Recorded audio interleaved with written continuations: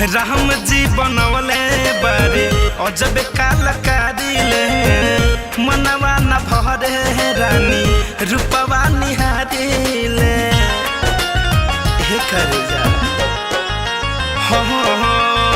राम जी बनवले बारे अजब कलाकारी ले मनवा न भरे रानी रूपवा निहारी ले उहु गलया जोड़िया के तू चान लागलू उहु गलया जोड़िया के तू चान लागलू आसमान के परी हमर जान लागलू आसमान के परी हमर जान लागलू।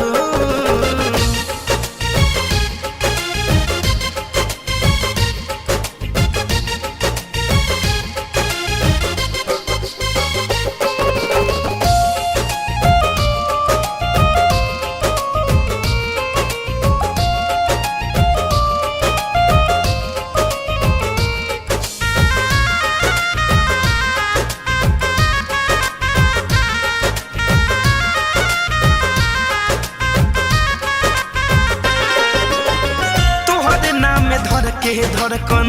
देखिल करी बसे तोहरा के पवले बहनी बहुते नसीब से हो तोहरे नाम धर के धड़कन देखिल करी बसे तोहरा के पवले बहनी बहुते नसीब से नहता में दिल के मेहमान लागलू नहता में दिल के मेहमान लागलू आसमान के परी हमर जान लागलू आसमान के परी हमर जान लागलू।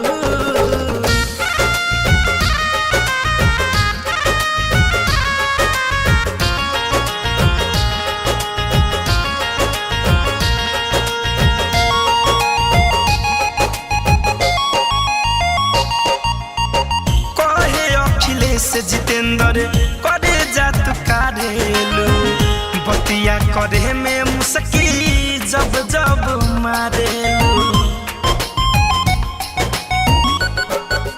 हो धर कौन धनंजय कहे करे जात कारेलू बतिया करे में मुस्की जब जब मारेलू।